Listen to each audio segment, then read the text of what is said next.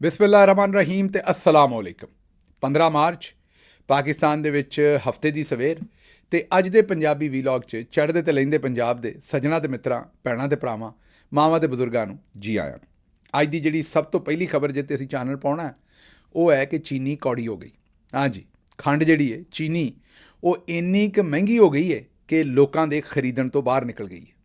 ਚੀਨੀ ਦੀ ਕੀਮਤ ਇਸ ਵੇਲੇ 180 ਰੁਪਏ ਹੋ ਗਈ ਹੈ ਪਾਕਿਸਤਾਨ ਦੀ ਮਾਰਕੀਟ ਦੇ ਵਿੱਚ। ਹੁਣ ਤੁਸੀਂ ਆਖੋਗੇ ਵੀ ਗਿੱਲ ਸਾਹਿਬ ਚੀਨੀ ਮਹਿੰਗੀ ਹੋ ਗਈ, ਕਿਹੜਾ ਪਹਿਲੀ ਵਾਰੀ ਹੋਈ ਹੈ? ਜਨਾਬੇ ਅਲੀ, ਪਹਿਲੇ ਤਾਂ ਚੇਤੇ ਕਰੋ ਕਿ ਇਹ ਚੀਨੀ ਜਿਹੜੀ ਹੈ ਇਹ ਕੋਈ 60 ਰੁਪਏ ਦੇ ਲਾਗੇ ਚਾਗੇ ਸੀ ਜਿਸ ਵੇਲੇ ਇਮਰਾਨ ਖਾਨ ਸਾਹਿਬ ਦੀ ਗਵਰਨਮੈਂਟ ਸੀ, ਅਤੇ ਹੁਣ ਇਸ ਵੇਲੇ 180 ਰੁਪਏ ਤੁਹਾਨੂੰ ਦੱਸਣ ਡਏ। ਅਤੇ ਇਹ ਜਿਹੜੀ 50-60 ਰੁਪਏ ਚੀਨੀ ਮਹਿੰਗੀ ਹੋਈ ਹੈ ਇਹ ਪਿਛਲੇ ਚੰਦ ਦਿਨਾਂ 'ਚ ਹੋਈ ਹੈ। ਔਰ ਉਹਦੀ ਵਜ੍ਹਾ ਕੀ ਹੈ?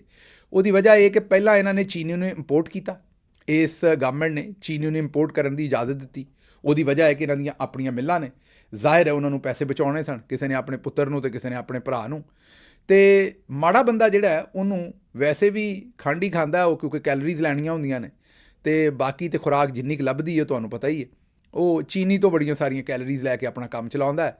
ਔਰ ਜਿਹੜੀ ਰਮਜ਼ਾਨ ਦੇ ਵਿੱਚ ਸੂਰਤ ਹਾਲ ਹੈ ਉਹ ਤੁਹਾਡੇ ਸਾਹਮਣੇ ਹੀ ਹੈ ਕਿ ਲੋਕਾਂ ਨੇ ਜਿਸ ਵੇਲੇ ਰੋਜ਼ਾ ਖੋਲ੍ਹ ਕੇ ਹਟਦੇ ਨੇ ਅਤੇ ਕੋਈ ਨਾ ਕੋਈ ਮਿੱਠਾ ਪਾਣੀ, ਉਹ ਭਲੇ ਕੋਈ ਰੂਹ ਅਫਜ਼ਾ ਜਾਂ ਕੋਈ ਹੋਰ ਇਸ ਤਰ੍ਹਾਂ ਦਾ ਜਿਹੜਾ ਸ਼ਰਬਤ ਬਣਾ ਕੇ ਪੀਣਾ, ਉਹਦੇ 'ਚ ਵੀ ਚੀਨੀ ਪਾਉਂਦੇ ਨੇ ਲੋਕ। ਅਤੇ ਜਾਂ ਚੀਨੀ ਉਹਦੇ 'ਚ ਆਪ ਨਹੀਂ ਪਾਉਂਦੇ ਤਾਂ ਉਹ ਪਿੱਛੋਂ ਵੀ ਜ਼ਾਹਿਰ ਹੈ ਉਹਦੇ ਚੀਨੀ ਪੈਣੀ ਹੈ। ਜਿਸ ਤਰ੍ਹਾਂ ਚੀਨੀ ਦੀਆਂ ਕੀਮਤਾਂ ਵੱਧ ਰਹੀਆਂ ਨੇ ਅਤੇ ਉਹ ਜਿਹੜਾ ਸ਼ਰਬਤ ਹੈ ਉਹ ਵੀ ਵੱਧ ਜਾਏਗਾ। ਜਾਂ ਕੋਈ ਜਿਹੜੀ ਵੀ ਕਿਸੇ ਨੇ ਕੋਈ ਡਰਿੰਕ ਬਣਾਉਣੀ ਹੈ ਜਾਂ ਜਿਹੜੀ ਵੀ ਚੀਜ਼ ਬਣਾਉਣੀ ਹੈ ਉਹ ਜ਼ਾਹਿਰ ਹੈ ਉਹਦੇ ਵਿੱਚ ਕਿਸੇ ਨਾ ਕਿਸੇ ਤਰੀਕੇ ਨਾਲ ਚੀਨੀ ਜਿਹੜੀ ਹੈ ਉਹ ਇਸਤੇਮਾਲ ਹੋਣੀ। ਅਤੇ ਇਹਨਾਂ ਦੇ ਬੱਚਿਆਂ ਨੇ, ਇਹਨਾਂ ਦੇ ਪੁੱਤਰਾਂ ਨੇ, ਇਹਨਾਂ ਦੇ ਭਰਾਵਾਂ ਨੇ ਮਾਲ ਬਣਾ ਲਿਆ, ਲੇਕਿਨ ਹੁਣ ਪਾਕਿਸਤਾਨੀ ਕੌਮ ਜਿਹੜੀ ਹੈ ਉਹਦੀ ਕੀਮਤ ਅਦਾ ਕਰ ਰਹੀ ਹੈ। ਅਤੇ ਖੰਡ ਦੀ ਕੀਮਤ ਜਿਹੜੀ ਉਹ ਅਸਮਾਨ ਨਾਲ ਗੱਲਾਂ ਕਰ ਰਹੀ ਹੈ। ਨਾ ਇੱਥੇ ਕਿਸੇ ਦਾ ਇਤਸਾਬ ਹੋਣਾ, ਨਾ ਕਿਸੇ ਨੂੰ ਕੋਈ ਪੁੱਛ ਪ੍ਰਤੀਤ ਹੋਣੀ ਹੈ, ਅਤੇ ਇਹਨਾਂ ਦਾ ਕੰਮ ਇਸੇ ਤਰੀਕੇ ਨਾਲ ਚੱਲਣਾ ਜੀ। ਲੇਕਿਨ ਇਹ ਤੁਸੀਂ ਵੇਖ ਲਓ ਕਿ ਇਸ ਵੇਲੇ ਜਿਸ ਇਮਰਾਨ ਖਾਨ ਦੀ ਹਕੂਮਤ ਸ਼ਾਇਦ ਵਾਹਿਦ ਹਕੂਮਤ ਸੀ ਜਿਹਨੇ ਚੀਨੀ ਦਾ ਜਿਹੜਾ ਮਾਫੀਆ ਸੀ ਉਹਦੇ ਖਿਲਾਫ ਕਾਰਵਾਈ ਕੀਤੀ ਸੀ। ਮਿੱਲਾਂ ਵੇਲੇ 'ਤੇ ਚਲਵਾਈਆਂ ਸਨ, ਕਿਸਾਨ ਨੂੰ ਉਹਦਾ ਮੁੱਲ ਫਸਲ ਦਾ ਪੂਰਾ ਦਵਾਇਆ ਸੀ, ਕਿਸਾਨ ਦਾ ਗੰਨਾ ਪੂਰਾ ਤੁਲਿਆ ਸੀ, ਪਹਿਲੀ ਵਾਰੀ ਹੋਇਆ ਸੀ। ਲੇਕਿਨ ਇਹਨਾਂ ਮਿੱਲਾਂ ਵਾਲਿਆਂ ਨੇ, ਜ਼ਾਹਿਰ ਹੈ ਪੂਰਾ ਇੱਕ ਕਾਟਲ ਹੈ, ਪੂਰਾ ਇੱਕ ਮਾਫੀਆ ਹੈ, ਉਹਨਾਂ ਨੇ ਫਿਰ ਇਕੱਠਿਆਂ ਹੋ ਕੇ ਜੋ ਕੁਝ ਕੀਤਾ ਉਹ ਤੁਹਾਡੇ ਸਾਹਮਣੇ। ਅਤੇ ਇਸ ਵੇਲੇ ਜਿਹੜਾ ਮੌਜੂਦਾ ਸਿਸਟਮ ਹੈ ਚੌਧਰੀ ਨਿਜ਼ਾਮੁਦੀਨ ਸਾਹਿਬ ਦਾ, ਉਹਦੇ ਵਿੱਚ ਇਸ ਵੇਲੇ ਇਹ ਪੂਰਾ ਜਿਹੜਾ ਮਾਫੀਆ ਹੈ ਉਹ ਇਕੱਠਾ ਹੋਇਆ ਔਰ ਇਕੱਠਾ ਹੋ ਕੇ ਆਪਣਾ ਮਾਲ ਬਣਾ ਰਿਹਾ ਦਿਨ ਰਾਤ।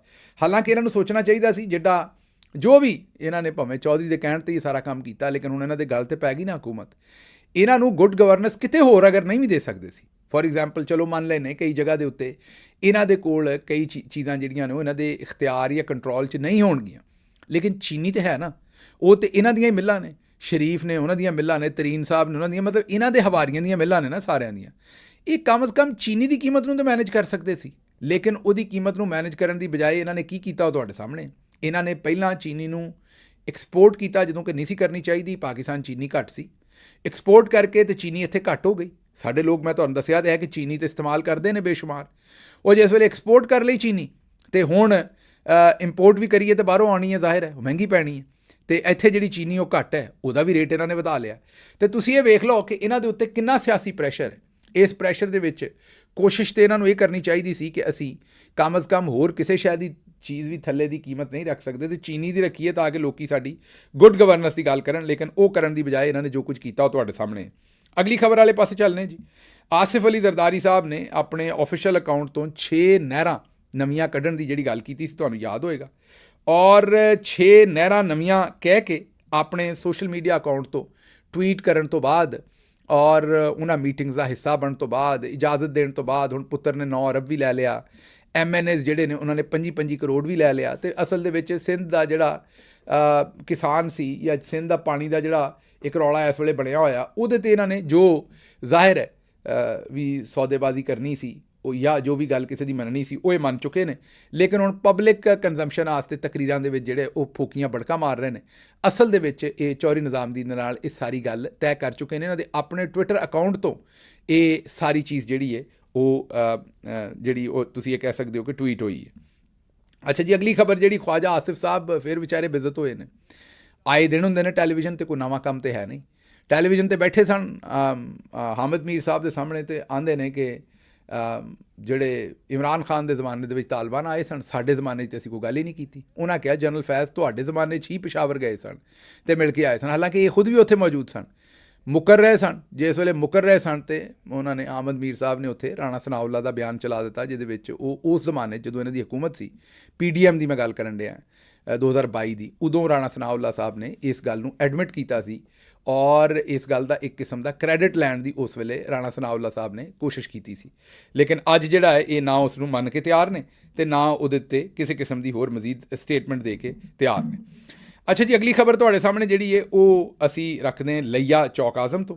ਉੱਥੇ ਰੇਹੜੀਬਾਨ ਜਿਹੜੇ ਨੇ ਉਹਨਾਂ ਨੇ ਇੱਕ ਅਜੀਬ ਕਿਸਮ ਦਾ ਇhtਜਾਜ ਕੀਤਾ। ਉਹਨਾਂ ਨੇ ਆਪਣੇ ਆਪ ਨੂੰ ਹੀ ਜਿਹੜਾ ਹੈ ਨਾ, ਉਹ ਤੁਸੀਂ ਇਹੀ ਕਹੋ ਕਿ ਆਪਣੇ ਆਪ ਨੂੰ ਅਜ਼ੀਅਤ ਦਿੱਤੀ ਹੈ ਅਤੇ ਛੁਰੀਆਂ ਛਾਰੀਆਂ ਦੇ ਵਾਰ ਕੀਤੇ ਨੇ ਅਤੇ ਕਰਕੇ ਤੇ ਉਹਨਾਂ ਨੇ ਮਹਿੰਗਾਈ ਦੇ ਖਿਲਾਫ ਔਰ ਇਹ ਜਿਹੜਾ ਰੇਹੜੀਆਂ ਤੋੜ ਰਹੇ ਨੇ ਲੋਕਾਂ ਦੀਆਂ ਔਰ ਫਰੂਟ ਲੁੱਟ ਰਹੇ ਨੇ ਔਰ ਉਹਨਾਂ ਦੀ ਜ਼ਿੰਦਗੀ ਅਜ਼ਾਬ ਕਰ ਰਹੇ ਨੇ। ਪਹਿਲਾਂ ਹੀ ਤੁਹਾਨੂੰ ਪਤਾ ਜਿਹੜਾ ਮਾੜਾ ਰੇਹੜੀਬਾਨ ਹੈ ਉਹਦੀ ਜ਼ਿੰਦਗੀ ਪਹਿਲਾਂ ਹੀ ਕੀ ਹੈ, ਉਹਨਾਂ ਦੇ ਉੱਤੇ ਜ਼ਮੀਨ ਤੰਗ ਕਰ ਰਹੇ ਨੇ ਅਤੇ ਇਸ ਵਜ੍ਹਾ ਤੋਂ ਜਿਹੜਾ ਉਹਨਾਂ ਨੇ ਹੁਣ ਬੜਾ ਹੀ ਇੱਕ ਅਫਸੋਸ ਦੀ ਗੱਲ ਹੈ ਮੇਰੇ ਵਾਸਤੇ ਕਿ ਉਹਨਾਂ ਨੇ ਆਪਣੇ ਆਪ ਨੂੰ ਨੁਕਸਾਨ ਪਹੁੰਚਾ ਕੇ ਤੇ ਉੱਥੇ ਜਿਹੜਾ ਇhtਜਾਜ ਕੀਤਾ।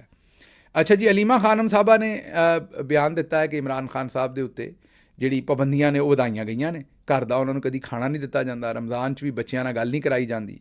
ਉਹ ਦੱਸਿਆ ਉਹਨਾਂ ਨੇ ਕਿ ਕਈ ਵਾਰ ਉਹ ਕੁਰਾਨ ਸ਼ਰੀਫ ਜਿਹੜਾ ਉਹ ਤਰਜਮੇ ਨਾਲ ਪੜ੍ਹ ਚੁੱਕੇ ਨੇ, ਇਸਲਾਮੀ ਕਿਤਾਬਾਂ ਵੀ ਪੜ੍ਹ ਰਹੇ ਨੇ। ਉਹ ਤੇ ਆਪਣਾ ਪੂਰਾ ਜਿਹੜਾ ਆਪਣੇ ਫੋਕਸ ਦੇ ਨਾਲ ਆਪਣੀ ਜੇਲ੍ਹ ਕੱਟ ਰਹੇ ਨੇ। ਉਹਨਾਂ ਨੂੰ ਪਤਾ ਹੈ ਕਿ ਕੁਰਬਾਨੀ ਦਾ ਵਕਤ ਹੈ। ਲੇਕਿਨ ਇਹ ਜਿਹੜੀ ਪੂਰੀ ਦੀ ਪੂਰੀ ਰਜੀਮ ਹੈ, ਇਹਨਾਂ ਦਾ ਕੰਮ ਇਹ ਵੇਖੋ ਕਿ ਉਹਨਾਂ ਦੇ ਉੱਤੇ ਛੁੱਟੀ ਮਤਲਬ ਕਿ ਹਰ ਤਰ੍ਹਾਂ ਦੀ ਘਟੀਆ ਪਾਬੰਦੀ ਲਾਉਣ ਦੀ ਕੋਸ਼ਿਸ਼ ਕਰ ਰਹੇ ਨੇ, ਆਪਣੇ ਘਟੀਆਪਨ 'ਤੇ ਉਤਰ ਰਹੇ ਨੇ। ਬੱਚਿਆਂ ਨਾਲ ਗੱਲ ਨਹੀਂ ਕਰਨ ਦੇਣੀ, ਬੇਗਮ ਨਾਲ ਨਹੀਂ ਮਿਲਣ ਦੇਣਾ, ਖਾਣਾ ਨਹੀਂ ਘਰ ਦਾ ਜਾਣ ਦੇਣਾ, ਕਈ ਵਾਰੀ ਕਿਤਾਬਾਂ ਰੋਕ ਦੇਣੀਆਂ, ਡਾਕਟਰਸ ਨੂੰ ਨਹੀਂ ਮਿਲਣ ਦੇਣਾ। ਅਤੇ ਮਤਲਬ ਇਹ ਸਮਝ ਤੋਂ ਬਾਹਰ ਹੈ। ਹਾਲਾਂਕਿ ਆਪ ਸੋਚੋ ਕਿ ਕਦੀ ਪਾਕਿਸਤਾਨ ਦੇ ਵਿੱਚ ਕਿਸੇ ਹੋਰ ਪੋਲੀਟੀਕਲ ਆਦਮੀ ਨੇ ਇਹ ਜਿਹੜਾ ਨੀਅਰ ਪਾਸਟ ਹੈ ਸਾਡਾ, ਉਹਦੇ ਵਿੱਚ ਇਸ ਤਰੀਕੇ ਨਾਲ ਜੇਲ੍ਹ ਕੱਟੀ ਹੈ। ਜਦੋਂ ਇੱਕ ਲੀਡਰ ਕੱਟਣ ਡਿਆ ਤਾਂ ਕਮ ਅਜ਼ ਕਮ ਤੁਸੀਂ ਵੀ ਫਿਰ ਅੱਗੋਂ ਚਲੋ, ਜੇ ਜ਼ਰਫ ਦਾ ਇਜ਼ਹਾਰ ਨਹੀਂ ਵੀ ਕਰ ਸਕਦੇ ਤਾਂ ਕਾਨੂੰਨ ਦੇ ਮੁਤਾਬਕ ਤੇ ਚੱਲੋ। ਅੱਛਾ ਜੀ, ਅਗਲੀ ਖਬਰ ਜਿਹੜੀ ਉਹ ਜਾਵੇਦ ਚੌਧਰੀ ਸਾਹਿਬ ਨੇ, DG SPR ਸਾਹਿਬ ਨੇ ਕੱਲ੍ਹ ਪ੍ਰੈਸ ਕਾਨਫਰੰਸ ਕੀਤੀ ਸੀ। ਚੇਤੇ ਕਰੋ ਜਦੋਂ ਉਹਨਾਂ ਨੇ ਕਾਮਰਾਨ ਸ਼ਾਹਿਦ ਸਾਹਿਬ ਦੇ ਪ੍ਰੋਗਰਾਮ ਦੇ ਵਿੱਚ ਇੰਟਰਵਿਊ ਦਿੱਤਾ ਸੀ ਅਤੇ ਉੱਥੇ ਉਹਨਾਂ ਨੇ ਕਿਹਾ ਸੀ ਕਿ ਜਿਹੜੇ ਦਹਿਸ਼ਤਗਰਦ ਨੇ ਉਹ 33 ਮਾਰੇ ਗਏ ਨੇ ਔਰ ਜਿਹੜੇ ਸ਼ਹਿਰੀ ਨੇ ਉਹ ਤਕਰੀਬਨ ਕੋਈ 21 ਸ਼ਹੀਦ ਹੋਏ ਨੇ। ਹੁਣ ਉਹਨਾਂ ਨੇ ਜਿਹੜੀ ਨਵੀਂ ਸਟੇਟਮੈਂਟ ਦਿੱਤੀ ਹੈ ਉਹਦੇ ਵਿੱਚ ਸ਼ਹਿਰੀ ਮੇਰੇ ਖਿਆਲ 26 ਸ਼ਹੀਦ ਹੋ ਗਏ ਨੇ ਅਤੇ ਦਹਿਸ਼ਤਗਰਦਾਂ ਦਾ ਨੰਬਰ ਕੋਈ ਐਗਜ਼ੈਕਟ ਮੈਨੂੰ ਯਾਦ ਨਹੀਂ ਉਹਨਾਂ ਕੀ ਕਿਹਾ, ਬਹਰਹਾਲ ਨੰਬਰ ਬਦਲ ਗਏ ਨੇ ਹੁਣ। ਅੱਛਾ, ਹੁਣ ਜਾਵੇਦ ਚੌਧਰੀ ਸਾਹਿਬ ਨੇ ਇੱਕ ਨਵੀਂ ਸਾਇੰਸ ਕੱਢੀ, ਉਹ ਕੀ ਕਹਿੰਦੇ ਨੇ ਪਹਿਲਾਂ ਸੁਣ ਲਓ। अब देखें, जो DG SPR का क्लेम था वो क्लेम था कि 440 मुसाफिर थे उस ट्रेन के अंदर, लेकिन प्राइम मिनिस्टर साहब ने कल कहा कि 339 मुसाफिरों को बचाया गया। अब अगर आप इनकी तादाद में से 339 को अगर 440 में से निकालें तो 101 बच जाते हैं। अब 101 में से अगर 21 लोग शहीद हो गए हैं तो 80 लोग रह जाते हैं। अब यहाँ पे एक बहुत बड़ा सवाल पैदा हो गया कि 80 लोग कहाँ पे हैं। तो कुछ लोगों का ख्याल ये है कि वो मिसिंग है और इनको जो दहशतगर्द अपने साथ ले गए। अगर कोई लोग मिसिंग है तो उनका ताल्लुक भी अफवाज पाकिस्तान के साथ है। जो सिपाही उस वक्त थे उस ट्रेन के अंदर, उनको यरगमाल बना के वो पहाड़ों ले गए। ਇਹ ਸੁਣ ਲਿਆ ਜੀ। ਉਹ ਕਹਿੰਦੇ ਨੇ ਕਿ 440 ਬੰਦੇ ਸਨ ਟ੍ਰੇਨ 'ਚ ਅਤੇ ਸ਼ਹਬਾਜ਼ ਸ਼ਰੀਫ ਸਾਹਿਬ ਨੇ ਕਿਹਾ ਕਿ 389 ਬਚਾ ਲਏ ਨੇ ਅਸੀਂ, ਅਤੇ ਉਸ ਹਿਸਾਬ ਦੇ ਨਾਲ 339 ਬਚਾ ਲਏ ਨੇ। ਉਸ ਹਿਸਾਬ ਨਾਲ ਉਹਨਾਂ ਨੇ ਕਿਹਾ 101 ਬੰਦਾ ਜਿਹੜਾ ਉਹ ਰਹਿ ਗਿਆ। ਉਹਦੇ ਵਿੱਚੋਂ ਅਗਰ 21 ਲਾਸ਼ਾਂ ਉਹਨਾਂ ਨੇ ਵਿੱਚੋਂ ਮਾਈਨਸ ਕੀਤੀਆਂ ਅਤੇ ਉਹਨਾਂ ਨੇ ਕਿਹਾ ਕਿ ਉਹਦੇ 'ਚੋਂ 80 ਬੰਦੇ ਜਿਹੜੇ ਨੇ ਉਹ ਰਹਿੰਦੇ ਨੇ। ਉਹਨਾਂ ਦੇ ਹਿਸਾਬ ਨਾਲ ਇਹ ਜਾਵੇਦ ਚੌਧਰੀ ਸਾਹਿਬ ਫਰਮਾਉਂਦੇ ਨੇ ਵੀ 80 ਬੰਦੇ ਮਿਲਟਰੀ ਦੇ ਨੇ ਅਤੇ ਉਹਨਾਂ ਨੂੰ BLA ਵਾਲੇ ਜਿਹੜੇ ਨੇ ਉਹ ਨਾਲ ਲੈ ਗਏ ਨੇ। ਹੁਣ ਇਹ ਸਾਡੀ ਸਮਝ ਤੋਂ ਬਾਹਰ ਹੈ ਕਿ ਇਹ ਜਾਵੇਦ ਚੌਧਰੀ ਤਾਂ ਤੁਹਾਨੂੰ ਪਤਾ ਚੌਧਰੀ ਸਾਹਿਬ ਦੇ ਆਪਣੇ ਬੰਦੇ ਨੇ। ਅਗਰ ਚੌਧਰੀ ਸਾਹਿਬ ਇਹ ਗੱਲ ਕਹਿੰਦੇ ਨੇ ਅਤੇ ਮੈਨੂੰ ਤੁਸੀਂ ਆਪ ਦੱਸੋ ਕਿ ਫਿਰ ਮਾਮਲਾਤ ਕਿਹੜੇ ਪਾਸੇ ਜਾਂਦੇ ਨੇ। ਕਿ ਅਗਰ ਚੌਧਰੀ ਸਾਹਿਬ ਵੀ ਇਹਨਾਂ ਦੀ ਗੱਲ ਨਹੀਂ ਮੰਨਦੇ ਅਤੇ ਫਿਰ ਮੈਨੂੰ ਦੱਸੋ ਕਿ ਫਿਰ ਜਿਹੜੀ ਸੂਰਤ ਹਾਲ ਹੈ ਉਹ ਕਿੱਧਰ ਜਾਏਗੀ ਅਤੇ ਕਿਸ ਤਰੀਕੇ ਦੇ ਨਾਲ ਮਾਮਲਾਤ ਜਿਹੜੇ ਨੇ ਉਸ 'ਤੇ ਆਮ ਪਬਲਿਕ ਯਕੀਨ ਕਿਸ ਤਰ੍ਹਾਂ ਕਰੇਗੀ। ਅਗਰ ਜਿਹੜੇ ਜਾਵੇਦ ਚੌਧਰੀ ਸਾਹਿਬ ਨੇ ਜਿਹੜੇ ਇਹਨਾਂ ਦੇ ਘਰ ਦੇ ਬੰਦੇ ਨੇ ਉਹ ਹੀ ਆਉਂਦੇ ਨੇ ਕਿ ਇਹ ਨੰਬਰ ਗਲਤ ਦੇ ਰਹੇ ਨੇ ਬੇਸਿਕਲੀ, ਅਤੇ ਉਹ ਹੀ ਕਹਿ ਰਹੇ ਨੇ ਕਿ ਜਿਹੜੇ DG SPR ਨੇ ਉਹ ਗਲਤ ਬਿਆਨੀ ਕਰ ਰਹੇ ਨੇ ਔਰ ਗਲਤ ਨੰਬਰ ਦੇ ਰਹੇ ਨੇ। 80 ਸਾਡੇ ਫੌਜੀ ਜਵਾਨ ਜਿਹੜੇ ਨੇ ਉਹਨਾਂ ਦੇ ਕੋਲ ਹੀ ਨੇ, ਲੇਕਿਨ ਇਹ ਦੱਸ ਨਹੀਂ ਰਹੇ। ਮੈਂ ਇਹ ਗੱਲ ਨਹੀਂ ਕਹਿ ਰਿਹਾ ਕਿਉਂਕਿ ਸਾਡੇ ਕੋਲ ਤਾਂ ਨੰਬਰ ਨਹੀਂ ਹੈਗਾ, ਜ਼ਾਹਿਰ ਹੈ ਸਾਹਮਣੇ ਜਾਵੇਦ ਚੌਧਰੀ ਸਾਹਿਬ ਕਹਿ ਰਹੇ ਨੇ। ਹੁਣ ਦੇਖਦੇ ਹਾਂ ਕਿ ਇਹ ਮਾਮਲਾਤ ਕਿਸ ਤਰ੍ਹਾਂ ਹੋ ਸਕਦਾ ਕਿ ਇਹਦੇ ਵਿੱਚ ਰਿਐਲਿਟੀ ਕੀ ਹੈ। ਅੱਛਾ ਜੀ, ਜ਼ੁਲਫਕਾਰ ਅਲੀ ਭੁੱਟੋ ਜੂਨੀਅਰ, ਹਾਂਜੀ ਭੁੱਟੋ ਸਾਹਿਬ ਦੇ ਜਿਹੜੇ ਤੁਸੀਂ ਉਹਨਾਂ ਨੂੰ ਪੋਤਰਾ ਕਹਿ ਲਓ, ਔਰ ਉਹਨਾਂ ਨੇ ਹੁਣ ਮੁਰਤਜ਼ਾ ਭੁੱਟੋ ਸ਼ਹੀਦ ਦੇ ਬੇਟੇ, ਉਹਨਾਂ ਨੇ ਐਲਾਨ ਕੀਤਾ ਹੈ ਕਿ ਉਹ ਹੁਣ ਅਮਲੀ ਸਿਆਸਤ ਦੇ ਵਿੱਚ ਜਿਹੜਾ ਨਾ ਉਹ ਆਪਣਾ ਉਹਨਾਂ ਨੇ ਕਿਰਦਾਰ ਅਦਾ ਕਰਨਾ ਹੈ, ਅਮਲੀ ਸਿਆਸਤ ਨੂੰ ਉਹਨਾਂ ਨੇ ਜੁਆਇਨ ਕਰਨਾ, ਇਹ ਉਹਨਾਂ ਨੇ ਐਲਾਨ ਕੀਤਾ। ਅੱਛਾ, ਇਹਦੀ ਐਕਸਪੈਕਟੇਸ਼ਨ ਬੜੀ ਦੇਰ ਦੀ ਸੀ ਕਿਉਂਕਿ ਜ਼ਾਹਿਰ ਹੈ ਮੁਰਤਜ਼ਾ ਭੁੱਟੋ ਸਾਹਿਬ ਨੇ ਵੀ ਅਮਲੀ ਸਿਆਸਤ ਸ਼ੁਰੂ ਕੀਤੀ ਸੀ ਆ ਕੇ, ਔਰ ਕਹਿਣ ਵਾਲੇ ਕਹਿੰਦੇ ਨੇ ਕਿ ਉਹ ਫਿਰ ਉਹਨਾਂ ਦਾ ਔਰ ਬੇਨਜ਼ੀਰ ਸਾਹਿਬ ਦਾ ਕੌਨਫਲਿਕਟ ਹੈ। ਕੁਝ ਲੋਕ ਕਹਿੰਦੇ ਸਨ ਕਿ ਨਹੀਂ, ਇਹ ਗੱਲ ਦਰੁਸਤ ਨਹੀਂ ਹੈ, ਕੌਨਫਲਿਕਟ ਨਹੀਂ ਸੀ, ਇਹ ਬਸ ਸਾਡੇ ਨਿਜ਼ਾਮਦੀਨ ਨੇ ਗੱਲ ਉਡਾਈ ਸੀ। ਬਹਰਹਾਲ ਜੋ ਵੀ ਸੀ, ਬੇਨਜ਼ੀਰ ਸਾਹਿਬ ਦੀ ਹਕੂਮਤ ਸੀ ਔਰ ਉਸ ਹਕੂਮਤ ਦੇ ਦੌਰਾਨ ਪੁਲਿਸ ਨੇ ਮੁਰਤਜ਼ਾ ਭੁੱਟੋ ਸਾਹਿਬ ਨੂੰ ਭੁੱਟੋ ਸਾਹਿਬ ਦੇ ਘਰ ਦੇ ਬਿਲਕੁਲ ਸਾਹਮਣੇ ਗੋਲੀਆਂ ਮਾਰ ਕੇ ਜਾਲੀ ਝੂਠੇ ਪੁਲਿਸ ਮੁਕਾਬਲੇ ਦੇ ਵਿੱਚ ਕਤਲ ਕਰ ਦਿੱਤਾ। ਬੇਨਜ਼ੀਰ ਭੁੱਟੋ ਸਾਹਿਬਾ ਜਿਹੜੀਆਂ ਨੇ ਉਹ ਵਜ਼ੀਰ ਆਜ਼ਮ ਸਨ। ਜਿਹੜੇ ਫਾਰੂਕ ਲਗਾਰੀ ਉਸ ਵੇਲੇ ਦੇ ਪ੍ਰੈਜ਼ੀਡੈਂਟ ਸਨ ਪਾਕਿਸਤਾਨ ਦੇ, ਉਹਨਾਂ ਨੇ ਬਾਅਦ ਦੇ ਵਿੱਚ ਇੱਕ ਇੰਟਰਵਿਊ ਦੇ ਵਿੱਚ ਇਹ ਟੈਲੀਵਿਜ਼ਨ 'ਤੇ ਕਿਹਾ ਕਿ ਬੇਨਜ਼ੀਰ ਭੁੱਟੋ ਸਾਹਿਬਾ ਦੀਆਂ ਵਾਲਦਾ ਨੁਸਰਤ ਭੁੱਟੋ, ਉਹਨਾਂ ਨੇ ਇਹ ਕਿਹਾ ਸੀ ਕਿ ਮੇਰੇ ਬੇਟੇ ਨੂੰ ਬੇਨਜ਼ੀਰ ਨੇ ਮਰਵਾਇਆ। ਮੈਂ ਜਿਸ ਤਰ੍ਹਾਂ ਤੁਹਾਨੂੰ ਪਹਿਲਾਂ ਕਿਹਾ ਕਿ ਇਹ ਇਲਜ਼ਾਮਾਤ ਨੇ, ਜ਼ਾਹਿਰ ਹੈ ਸਾਬਤ ਨਹੀਂ ਹੋਇਆ। ਇਹਦੇ 'ਤੇ ਪੀਪਲਜ਼ ਪਾਰਟੀ ਦੇ ਦੋਸਤ ਇਹੀ ਕਹਿੰਦੇ ਨੇ ਕਿ ਉਹਨਾਂ ਨੂੰ ਮਰਵਾਉਣ ਵਾਲਾ ਜਿਹੜਾ ਉਹ ਮੁਸ਼ਰਫ ਸੀ, ਜਾਂ ਉਹਨਾਂ ਨੂੰ ਮਰਵਾਉਣ ਮੁਸ਼ਰਫ ਕਹਿ ਦਿੱਤਾ, ਉਹਨਾਂ ਨੂੰ ਮਰਵਾਉਣ ਵਾਲੀ ਜਿਹੜੀ ਉਸ ਵੇਲੇ ਦੀ ਇਸਟੈਬਲਿਸ਼ਮੈਂਟ ਸੀ, ਜ਼ਾਹਿਰ ਉਸ ਵੇਲੇ ਮੁਸ਼ਰਫ ਸਾਹਿਬ ਤੇ ਨਹੀਂ ਸੀ ਹੈਗੇ, ਉਸ ਵੇਲੇ ਦੀ ਇਸਟੈਬਲਿਸ਼ਮੈਂਟ ਸੀ, ਪੀਪਲਜ਼ ਪਾਰਟੀ ਵਾਲੇ ਇਹ ਕਹਿੰਦੇ ਨੇ। ਲੇਕਿਨ ਜਿਹੜੇ ਉਹਨਾਂ ਦੇ ਮੁਰਤਜ਼ਾ ਭੁੱਟੋ ਸਾਹਿਬ ਦੀ ਫੈਮਿਲੀ ਦੇ ਕਰੀਬੀ ਹਲਕੇ ਨੇ, ਉਹ ਕਹਿੰਦੇ ਨੇ ਕਿ ਗਾਲਬਨ ਸ਼ਾਇਦ ਇਹਦੇ ਵਿੱਚ ਜ਼ਰਦਾਰੀ ਸਾਹਿਬ ਜਾਂ ਬੇਨਜ਼ੀਰ ਸਾਹਿਬ ਦਾ ਵੀ ਕੋਈ ਹੱਥ ਸੀ। ਬਹਰਹਾਲ ਹੁਣ ਮੁਰਤਜ਼ਾ ਭੁੱਟੋ ਦੇ ਜਿਹੜੇ ਬੇਟੇ ਨੇ ਜ਼ੁਲਫਕਾਰ ਅਲੀ ਭੁੱਟੋ ਜੂਨੀਅਰ, ਉਹਨਾਂ ਨੇ ਸਿਆਸਤ ਦੇ ਵਿੱਚ ਆਉਣ ਦਾ ਐਲਾਨ ਕੀਤਾ। ਹੁਣ ਵੇਖਦੇ ਹਾਂ ਸਿੰਧ ਦੀ ਸਿਆਸਤ ਦੇ ਉੱਤੇ ਇਹਦਾ ਕੀ ਅਸਰ ਪੈਂਦਾ ਔਰ ਆਉਣ ਵਾਲੇ ਦਿਨਾਂ ਦੇ ਵਿੱਚ ਇਹਨਾਂ ਨੂੰ ਆਵਾਮ ਕਿੰਨੀ ਕੁ ਪਜ਼ੀਰਾਈ ਦਿੰਦੀ ਹੈ। ਇਸ ਵੇਲੇ ਵੈਸੇ ਪਾਣੀ ਦਾ ਜਿਹੜਾ ਮਸਲਾ ਹੈ ਉਹ ਬੜਾ ਉੱਠਿਆ ਹੋਇਆ ਸਿੰਧ ਦੇ ਵਿੱਚ, ਔਰ ਜੋ ਕੁਝ ਜ਼ਰਦਾਰੀ ਸਾਹਿਬ ਨੇ ਕੀਤਾ ਹੈ, ਜਿਸ ਤਰ੍ਹਾਂ ਮੈਂ ਤੁਹਾਨੂੰ ਦੱਸਿਆ, ਉਹਨਾਂ ਨੇ ਔਰ ਉਹਨਾਂ ਦੇ ਪੁੱਤਰ ਨੇ, ਅਤੇ ਮੈਨੂੰ ਨਹੀਂ ਲੱਗਦਾ ਕਿ ਸਿੰਧ ਦੇ ਜਿਹੜੇ ਰੂਰਲ ਸਿੰਧ ਦੇ ਵਿੱਚ ਜਿਹੜਾ ਬੜਾ ਸਾਰਾ ਇਹਨਾਂ ਦਾ ਵੋਟ ਬੈਂਕ ਹੈ ਉਹ ਇੰਟੈਕਟ ਰਹੇਗਾ। ਮੈਨੂੰ ਇਹ ਲੱਗਦਾ ਕਿ ਉਹਨੂੰ ਖਾਸੀ ਜ਼ਰਬ ਜਿਹੜੀ ਹੈ ਉਹ ਲੱਗੇਗੀ, ਜੋ ਮਾਮਲਾਤ ਜਿਸ ਪਾਸੇ ਨੂੰ ਗਏ ਨੇ ਜਾਂ ਜਿਸ ਤਰ੍ਹਾਂ ਇਹਨਾਂ ਨੇ ਇਹ ਸਾਰੇ ਮਾਮਲੇ ਨੂੰ ਹੈਂਡਲ ਕੀਤਾ ਆਪਣੇ ਇਕਤਦਾਰ ਨੂੰ ਚਲਾਉਣ ਵਾਸਤੇ। ਅੱਛਾ ਜੀ, ਅਗਲੀ ਖਬਰ ਜਿਹੜੀ ਹੈ ਉਹ ਬੈਰਿਸਟਰ ਸ਼ਹਿਜ਼ਾਦ ਅਕਬਰ ਸਾਹਿਬ ਨੇ ਦਿੱਤੀ। ਖਬਰ ਉਹ ਵੀ ਬੜੀ ਇੰਟਰਸਟਿੰਗ ਹੈ। ਉਹਨਾਂ ਨੇ ਕਿਹਾ ਜੀ ਕਿ ਸਾਫ਼ ਮਾਹੌਲ, ਸਾਫ਼ ਬਿਜਲੀ, ਉਹਦਾ ਇਹਨਾਂ ਨੇ ਇੱਕ ਧੋਖਾ ਦੇ ਕੇ ਸਾਫ਼ ਬਿਜਲੀ ਦਾ, ਔਰ ਇਹਨਾਂ ਨੇ ਲੋਕਾਂ ਨੂੰ ਕਿਹਾ ਕਿ ਅਸੀਂ ਇੱਕ ਰੀਨਿਊਏਬਲ ਗ੍ਰੀਨ ਐਨਰਜੀ ਇਨੀਸ਼ੀਏਟਿਵ ਲੈਣਾ ਹੈ ਔਰ ਪਾਕਿਸਤਾਨ ਦੇ ਵਿੱਚ ਸੋਲਰ ਤੋਂ ਜਿਹੜੀ ਹੈ ਉਹ ਬਿਜਲੀ, ਸੋਲਰ ਪੈਨਲਸ ਦੇ ਨਾਲ ਬਿਜਲੀ ਬਣਾਉਣੀ ਹੈ ਤਾਂ ਕਿ ਕਲੀਨ ਬਿਜਲੀ ਬਣੇ, ਇਨਵਾਇਰਮੈਂਟ ਫਰੈਂਡਲੀ ਹੋਵੇ। ਔਰ ਇਸ ਨਾਂ ਦੇ ਉੱਤੇ ਇਹਨਾਂ ਨੇ ਸੋਲਰ ਪੈਨਲ ਜਿਹੜੇ ਬਾਹਰੋਂ ਇੰਪੋਰਟ ਕੀਤੇ ਔਰ ਇੰਪੋਰਟ ਕਰਨ ਦੇ ਉੱਤੇ ਉਹਨਾਂ ਦੇ ਉੱਤੋਂ ਡਿਊਟੀ ਖਤਮ ਕਰ ਦਿੱਤੀ। ਜ਼ਾਹਿਰ ਇੰਪੋਰਟ ਇਹ ਖੁਦ ਕਰ ਰਹੇ ਸਨ। ਇਹਨਾਂ ਨੇ ਪਹਿਲਾਂ ਢੇਰ ਸਾਰਾ ਪੈਸਾ ਬਣਾਇਆ ਕਿਉਂਕਿ ਉੱਥੋਂ ਡਿਊਟੀ ਖਤਮ ਕਰ ਦਿੱਤੀ। ਬੇਸ਼ੁਮਾਰ ਸੋਲਰ ਪੈਨਲ ਜਿਹੜੇ ਇੰਪੋਰਟ ਹੋਏ, ਆਵਾਮ ਨੇ ਉਹਨਾਂ ਨੂੰ ਖਰੀਦਿਆ ਧੜਾ ਧੜ, ਉਹਦੀ ਵਜ੍ਹਾ ਕਿ ਉਹਨਾਂ ਦੇ ਉੱਤੇ ਕੋਈ ਟੈਕਸ ਨਹੀਂ ਸੀ, ਡਿਊਟੀ ਨਹੀਂ ਸੀ, ਉਹਨਾਂ ਦੀ ਕੀਮਤ ਘੱਟ ਸੀ। ਜਿਸ ਵੇਲੇ ਆਵਾਮ ਨੇ ਉਹਨਾਂ ਨੂੰ ਖਰੀਦ ਕੇ ਲਾਤਾ, ਆਪਣੀ ਅਰਬਾਂ ਰੁਪਈਆਂ ਦੀ ਇਨਵੈਸਟਮੈਂਟ ਆਵਾਮ ਨੇ ਉਹਨਾਂ 'ਤੇ ਕਰ ਦਿੱਤੀ, ਅਤੇ ਹੁਣ ਇਹਨਾਂ ਨੇ ਅੱਗੋਂ ਕੀ ਕੀਤਾ? ਹੁਣ ਇਹਨਾਂ ਨੇ ਉਹਦੇ ਉੱਤੇ ਟੈਕਸ ਲਾਉਣ ਦਾ ਫੈਸਲਾ ਕਰ ਲਿਆ। ਹਾਂਜੀ, ਹੁਣ ਸੋਲਰ ਜਿਹਨੇ ਘਰ ਲਾਇਆ ਉਹਦੇ ਤੋਂ ਇੱਕ ਤਾਂ ਬਿਜਲੀ ਦੇ ਉੱਤੇ ਟੈਕਸ ਲੱਗੇਗਾ। ਉਹ ਜਿਹੜਾ ਮੀਟਰ ਸੀ ਜਿਹਦੇ 'ਤੇ ਤੁਸੀਂ ਵਾਪਸ ਬਿਜਲੀ ਵੇਚ ਸਕਦੇ ਸੋ, ਉਹਦੇ ਰੇਟ ਵੀ ਇਹਨਾਂ ਨੇ ਘੱਟ ਕਰ ਦਿੱਤੇ ਨੇ। ਅਤੇ ਇੱਥੋਂ ਤੁਸੀਂ ਆਪ ਹਿਸਾਬ ਲਾ ਲਓ ਕਿ ਇਹ ਕਿਸ ਤਰ੍ਹਾਂ ਲੁੱਟਦੇ ਨੇ ਲੋਕਾਂ ਨੂੰ। ਇਹ ਪਹਿਲਾਂ ਉਹੀ ਚੀਜ਼ ਜਿਹੜੀ ਲੋਕਾਂ ਨੂੰ ਇੱਕ ਸਹੂਲਤ ਦੇ ਤੌਰ 'ਤੇ ਆਫਰ ਕਰਦੇ ਨੇ, ਅਸਲ ਦੇ ਵਿੱਚ ਉਹਦੇ ਵਿੱਚੋਂ ਇਹ ਔਰ ਇਹਨਾਂ ਦੇ ਬੱਚੇ ਜਿਹੜੇ ਉਹ ਪੈਸਾ ਬਣਾਉਣ ਦੀ ਪੂਰੀ ਇਹਨਾਂ ਦੀ ਐਫਰਟ ਹੁੰਦੀ ਹੈ, ਉਹਦੇ ਵਿੱਚੋਂ ਅਸਲ ਦੇ ਵਿੱਚ ਪੈਸਾ ਬਣਾਉਂਦੇ ਨੇ। ਔਰ ਉਸ ਤੋਂ ਬਾਅਦ ਜਦੋਂ ਇਹ ਆਪਣਾ ਪੈਸਾ ਬਣਾ ਲੈਂਦੇ ਨੇ, ਉਦੋਂ ਫਿਰ ਇਹ ਵੀ ਨਹੀਂ, ਇੰਨਾ ਤਰਸ ਵੀ ਨਹੀਂ ਕਰਦੇ ਕਿ ਚਲੋ ਅਸੀਂ ਪੈਸਾ ਬਣਾਇਆ, ਝੂਠ ਬੋਲ ਕੇ ਬਣਾਇਆ। ਹੁਣ ਗਰੀਬ ਨੂੰ ਜਿਹੜੀ ਇੱਕ ਗੱਲ ਕਹੀ ਸੀ ਕਿ ਤੁਸੀਂ ਇਹਦੇ ਵਿੱਚੋਂ ਮੇਰਾ ਮਤਲਬ ਹੈ ਕਿ ਤੁਹਾਨੂੰ ਇਹਦੇ ਨਾਲ ਸਸਤੀ ਬਿਜਲੀ ਮਿਲ ਸਕਦੀ, ਕਲੀਨ ਮਿਲ ਸਕਦੀ, ਅਤੇ ਚਲੋ ਅਸੀਂ ਆਪਣਾ ਪੈਸਾ ਬਣਾ ਲਿਆ, ਹੁਣ ਗਰੀਬ ਨੂੰ ਤਾਂ ਜੀਣ ਦਈਏ। ਉਸ ਤੋਂ ਬਾਅਦ ਉਹਦੇ 'ਤੇ ਟੈਕਸ ਲਾ ਕੇ ਉਹਦੀ ਜ਼ਿੰਦਗੀ ਹੋਰ ਮੁਸ਼ਕਿਲ ਕਰਦੇ ਨੇ। ਅੱਛਾ ਜੀ, ਅਗਲੀ ਖਬਰ ਜਿਹੜੀ ਹੈ ਉਹ ਹਾਮਦ ਮੀਰ ਸਾਹਿਬ ਨੇ ਇਨਕਸ਼ਾਫ ਕੀਤਾ ਹੈ ਕਿ ਕੁਲਭੂਸ਼ਣ ਯਾਦਵ ਨੂੰ ਗ੍ਰਿਫਤਾਰ ਕਰਵਾਉਣ ਵਾਲੇ ਜਿੰਨੇ ਵੀ ਲੋਕ ਸਨ ਗਰਾਊਂਡ ਦੇ ਉੱਤੇ, ਉਹਨਾਂ ਦੀ ਟਾਰਗੇਟ ਕਿਲਿੰਗ ਹੋ ਰਹੀ ਹੈ। ਇਸ਼ਾਰਾ ਜ਼ਾਹਿਰ ਹੈ ਹਿੰਦੁਸਤਾਨ ਵਾਲੇ ਪਾਸੇ, ਹੋਵੇ ਵੀ ਕਿਸ ਤਰ੍ਹਾਂ ਨਹੀਂ। ਚੇਤੇ ਕਰੋ ਕਿ ਗਾਰਡੀਅਨ ਦੇ ਵਿੱਚ ਸਟੋਰੀ ਛਪੀ ਸੀ ਜਿਹਦੇ ਵਿੱਚ ਆਖਿਆ ਗਿਆ ਸੀ ਕਿ ਹਿੰਦੁਸਤਾਨ ਇਹ ਕਲੇਮ ਕਰਦਾ ਹੈ ਕਿ ਅਸੀਂ 20 ਬੰਦਿਆਂ ਨੂੰ ਪਾਕਿਸਤਾਨ ਜਾ ਕੇ, ਉਹ ਤਾਂ ਵਰਡ ਇਸਤੇਮਾਲ ਕਰਦੇ ਨੇ, ਘੁੱਸ ਕੇ ਮਾਰ ਦਿੱਤਾ, ਅਤੇ ਪਾਕਿਸਤਾਨ ਜਾ ਕੇ ਅਸੀਂ 20 ਬੰਦਿਆਂ ਨੂੰ, ਪਾਕਿਸਤਾਨੀਆਂ ਨੂੰ ਕਤਲ ਕਰ ਦਿੱਤਾ।